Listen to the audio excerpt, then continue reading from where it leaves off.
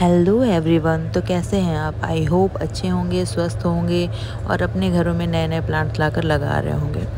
तो दोस्तों, ये तुलसी का पौधा सबके घरों में आमतौर पर पाया जाता है।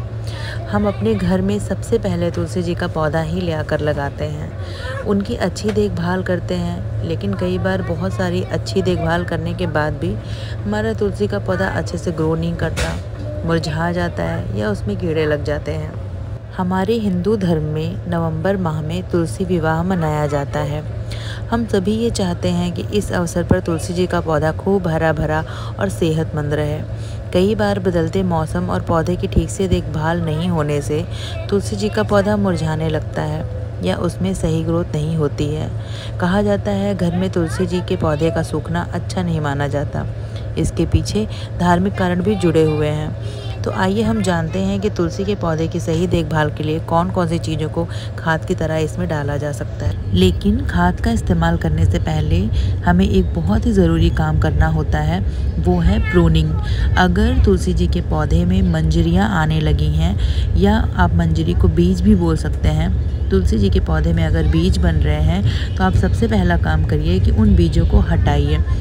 आप उन बीजों को इस तरीके से हटा सकते हैं और हटाने के बाद आप उन्हें चाहे तो स्टोर कर लीजिए, क्योंकि तुलसी जी के बीज हम चाय में या तुलसी जी के बीज को हम पानी में बॉईल करके भी पीते हैं, जो हमारे सेहत के लिए काफ़ी अच्छा होता है। लेकिन अगर आप नहीं स्टोर करना चाहते हैं तो आप इन्हीं पौधे में, तुलसी जी के पौधे में ही आप डाल सकते हैं, या इन बीजों से आप और नए पौधे आप बना सकते हैं तुलसी जी के। और ये काम करना बहुत ज़रूरी होता है, क्योंकि अगर आप अपने तुलसी जी के पौधे से मंजरियाँ नहीं हटाएंगे तो तुलसी जी के पौधे की ग्रोथ रुक जाएगी और वो बिल्कुल भी बढ़ेंगी नहीं, घनी नहीं होंगी। इसीलिए प्रूनिंग बहुत ज़रूरी होती है। जब भी आप देखें तुलसी जी के पौधे में मंजरियाँ बन रही हैं तो आप सबसे पहला काम करिए कि उन मंजरियों को हटाइए। उसके बाद आपको जो भी खाद देनी है आप उसमें दे सकते हैं। और मैं आज आपको इसी वीडियो में बताऊंगी कि आप कौन सी खाद इसमें दे सकते हैं। सबसे इम्पॉर्टेंट 6 खादों को मैं बताऊंगी जो ईज़िली अवेलेबल होता है, और आप तुलसी जी के पौधे में देंगे तो वो अच्छे से ग्रो करेंगी, डेवलप होंगी और खाद देने के बाद आने वाले 15 दिनों में एकदम हरी भरी और स्वस्थ हो जाएंगी। तो चलिए, हमें सबसे पहला काम ये करना है कि हमें सबसे पहले ऊपरी मिट्टी उसे लूज़ करनी है। जब भी आप खाद देने वाले हों तो आप आधे घंटे पहले पौधों में पानी दे दीजिए, ताकि उसकी मिट्टी रूखी ना रहे, थोड़ी नम हो जाए, ताकि आपको गुड़ाई करने में दिक्कत ना हो। तो ये रही हमारी पहली खाद। तुलसी जी के पौधे को हरा भरा रखने के लिए उसमें गोबर की खाद डालनी चाहिए। इसके लिए गोबर को सुखा लें और उसे तुलसी जी के पौधे की जड़ों के पास मिट्टी को खोदकर डाल दें। इससे पौधा कुछ ही दिनों में हरा भरा हो जाएगा। लेकिन अगर आपके पास गोबर की खाद नहीं है तो आप कचुए से बनी खाद, वर्मी कंपोस्ट का भी उपयोग कर सकते हैं। ये ईज़िली मिल जाती है नर्सरी में। आप नर्सरी जाएंगे तो आपको किलो में, या आप ज़्यादा भी लेना चाहते हैं तो आपको वहाँ से ज़्यादा भी मिल जाएगा। ये खाद आप ले आइए, और जिस हिसाब से आपका गमला हो, जैसे ये गमला 12 इंच का है तो मैं 2 मुट्ठी डाल रही हूँ, और ये 8 इंच का है तो इन सब में मैं 1-1 मुट्ठी डालूँगी। आपके पास जो भी जितने भी तुलसी जी के पौधे हैं आप सब में 1-1 मुट्ठी, 2-2 मुट्ठी डाल सकते हैं। ये खाद बहुत ही ज़्यादा उपयोगी होती है, बहुत ही ज़्यादा अच्छी होती है हमारी तुलसी जी के पौधे के लिए, और ये तुलसी जी को हमेशा हरा भरा रखती है। मैं हर 15 दिन में या 1 महीने में इसका इस्तेमाल करती हूँ। और ये रही हमारी खाद नंबर 2। ये है एप्सम सॉल्ट, और एप्सम सॉल्ट भी आपको ईज़िली नर्सरी में मिल जाता है।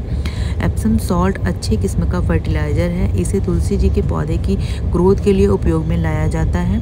हालांकि इसकी बहुत थोड़ी मात्रा ही पौधे की जड़ों में देनी चाहिए, जैसा कि मैं दे रही हूँ। देखिए, थोड़ी थोड़ी मात्रा आप दे दीजिए। और ये रही हमारी तीसरी खाद। ये है अगरबत्ती की राख।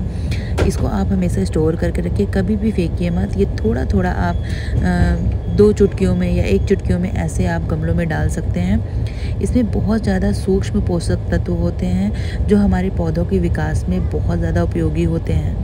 ये रहा हमारा केले का छिलका सूखा हुआ। हमने इसे रात भर सूखने के लिए रख दिया था और ये सूख गया है। केले के छिलके में पोटेशियम पाया जाता है। पोटेशियम पौधों को कुछ ही दिनों में हरा भरा कर देता है। और ये रही हमारी 5वीं खाद, सूखी हुई चाय पत्ती। सूखी हुई चाय पत्ती खाद का काम करती है। चाय पत्ती को पानी में धोकर सुखा लें, इसे तुलसी जी के पौधे के आसपास की मिट्टी में डाल दें। चाय पत्ती की खाद मिट्टी में नमी बनाए रखने में मदद करती है, जिससे पौधे सूखते नहीं हैं और हरे भरे रहते हैं। अक्सर हम चाय पत्ती की सूखी हुई खाद को उन पौधों में देते हैं जिसमें फल फूल नहीं आते हैं। आखिरी और नंबर 6 खाद है सूखे हुए पूजा के फूल। इसे आप अच्छे से सुखा लीजिए। और ये जो सूखे हुए पूजा के फूल होते हैं ना, ये भी तुलसी जी के प्लांट के लिए काफ़ी अच्छे होते हैं। ये जब आप अपने प्लांट में डालेंगे ना, तो पूजा के फूल कुछ ही दिनों में खाद में बदल जाते हैं। इन्हें भी खाद की तरह उपयोग में लाया जा सकता है, तो आप कभी भी इन्हें फेंकिए मत। और इस तरीके से आप अपने तुलसी जी में डालेंगे ना, तो तुलसी जी हमेशा हरी भरी रहेंगी। Thank you for watching.